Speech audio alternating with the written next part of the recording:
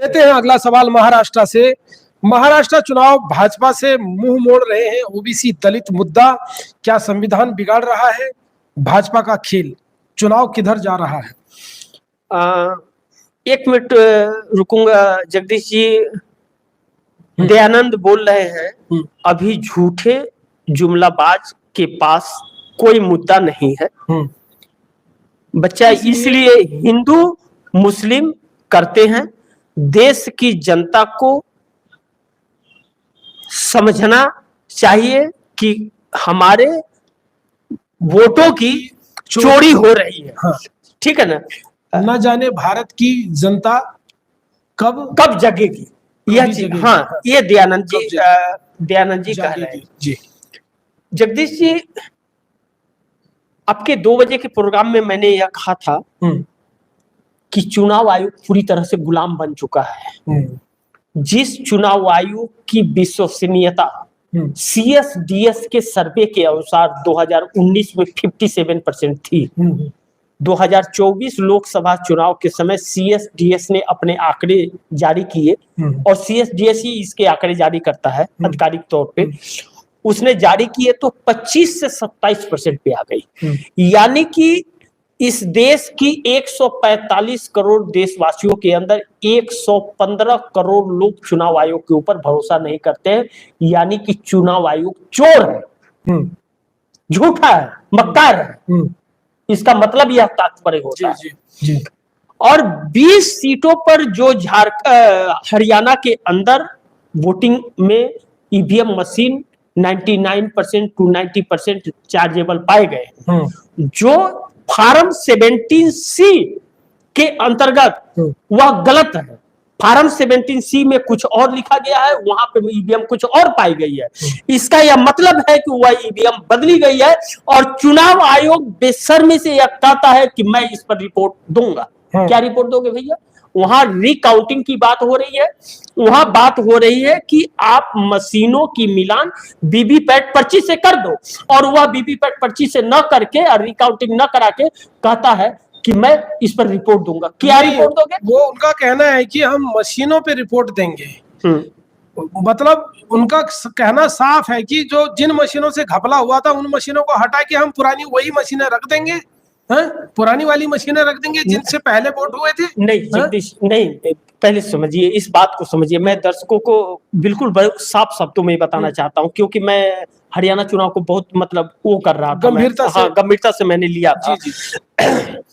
जो farm 17C से मशीनें नहीं मिली और 99% चार्जेबल पाई गई या 90% पाई गई, जब 67% वोटिंग हुआ है, यानी कि 1000 लोगों में 670 लोगों ने वोट डाले, तो बैटरी 99% कैसे मिलेगी? जो मोबाइल पूरा दिन भर यूज हो गया वह 100% या 90% कैसे चार्ज रह सकता है? क्या दिन भर में 10% खत्म होगा? और उसके बाद 3 दिन आपका मशीन रखा हुआ है, बैटरी नहीं जा रही है क्या? उसमें क्या पड़ गया है भैया? कौन सा उसमें गुल्लर का फूल पड़ गया कि चार्ज ही नहीं खत्म हो रहा है? तो यह चीजें समझ में नहीं आ रही है। अब कांग्रेस का यह कहना है सबूत के साथ, और उस वक्त स्ट्रॉन्ग रूम से जब मशीन लाया जा रहा था निकालकर, वहां हर किसी को हटा दिया गया था, और जो रिटर्निंग ऑफिसर सील करते समय था वही रिटर्निंग ऑफिसर सील खोलते हुए भी रहना चाहिए, लेकिन रिटर्निंग ऑफिसर बदल दिया गया।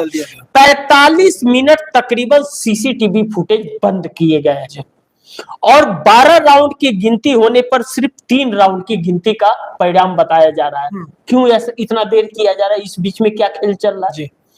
प्रत्याशी को क्यों नहीं वहां रहने दिया गया?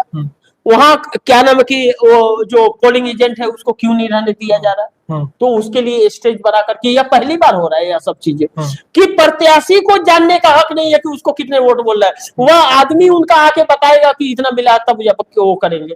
तो यह दुर्भाग्यपूर्ण है जगदीश जी। चुनाव आयोग कहता कुछ और करता कुछ और है।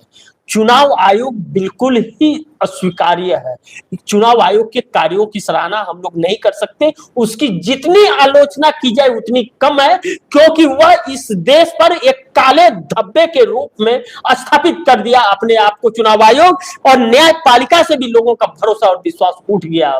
जी, राजीव कुमार से पहले जितने भी चुनाव आयुक्त आए हैं वो हमेशा काउंटिंग के बाद एक प्रेस कॉन्फ्रेंस किया करते थे। हाँ हाँ सर आपने भी देखा है, हमने भी इतने सालों में देखा है। 7 बजे या 8 बजे के आसपास आर्टिकल होता था और हमने बहुत कवर किया है, बहुत कवर किया, लेकिन ये पहला चुनाव आयुक्त है जो जिसने कोई प्रेस कॉन्फ्रेंस नहीं की। 5 साल में कोई प्रेस कॉन्फ्रेंस नहीं किया, कोई प्रेस कॉन्फ्रेंस नहीं किया, और 3 दिन 4 दिन बात करता है, 7% वोट बढ़ा देता है।